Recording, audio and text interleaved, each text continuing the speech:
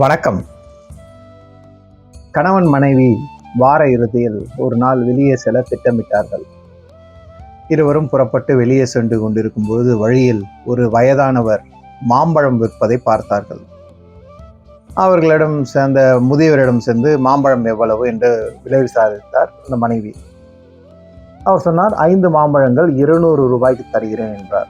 உடனே இந்த மனைவிக்கும் கணவனுக்கும் 200 ரூபாய்க்கு 5 மாம்பழங்களா? 8 மாம்பழம் கொடுங்கள், எடுத்துக்கொள்கிறோம் என்றார். இவரோ வெயிலில் நின்று விற்கிறார். காலையிலிருந்து வியாபாரம் இல்லை. அவர் சொன்னார், இதுதான் எனக்கு முதல் வியாபாரம், நீங்களே இப்படி கேட்கிறீர்களே என்று சொல்லிவிட்டு, சரி பரவாயில்லை, எடுத்துக்கொள்ளுங்கள், எனக்கு இது இல்லாவிட்டால் வேறு எதுவும் விற்பதாக தெரியவில்லை என்று 8 மாம்பழங்கள் 200 ரூபாய்க்கு கொடுத்து விட்டார். பின்பு இந்த கணவன் மனைவியும் சேர்ந்து உணவு அங்காடிக்கு சென்றார்கள். அங்கு சென்று நன்றாக உணவு ஆர்டர் செய்து சாப்பிட்டார்கள். சாப்பிட்ட உணவுகளை பாதி உணவை வீணடித்தார்கள். பின்பு அதற்கான பில் கொடுக்கப்பட்டது. அதில் 2 பேர் சாப்பிட்டதற்கான பில் 1550 ரூபாய் என்று வந்தது. பார்த்தவுடன் பர்சிலிருந்து 1700 ரூபாய் எடுத்து கொடுத்து வைத்துவிட்டு, பாக்கியை நீ டிப்ஸ் வைத்துக்கொள் என்று சொல்லிவிட்டு வந்தார்கள். ஸோ 2 நிகழ்வுகள்.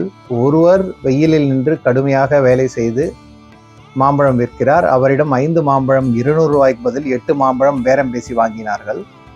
இன்னொருடம் உணவு அங்காடியில் நன்றாக சாப்பிட்டு சாப்பாடை வீணடித்து விட்டு அதற்கு டிப்ஸ் வேறு 150 ரூபாய் கொடுத்தார்கள்.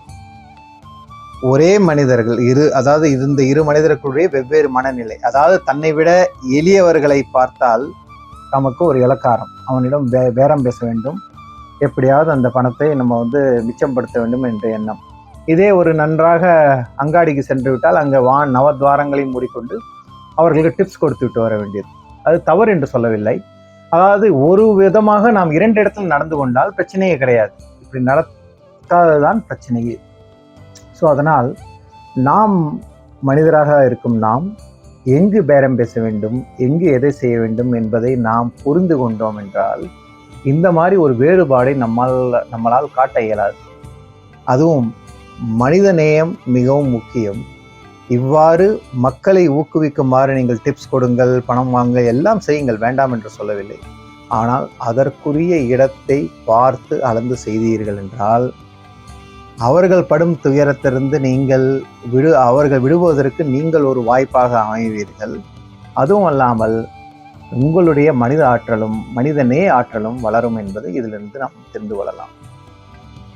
கொஞ்சம் வார்த்தைகள் கடுமையாக இருந்தாலும் 2 நிகழ்வுகளும் ஜீரணிக்க முடியாத ஒன்று என்பதால் தான் இவ்வாறு கூற வேண்டியதாக இருந்தது. நாம் நம்மை பார்த்து புரிந்து நடந்து கொள்வோம் என்று நான் நம்புகிறேன். நன்றி.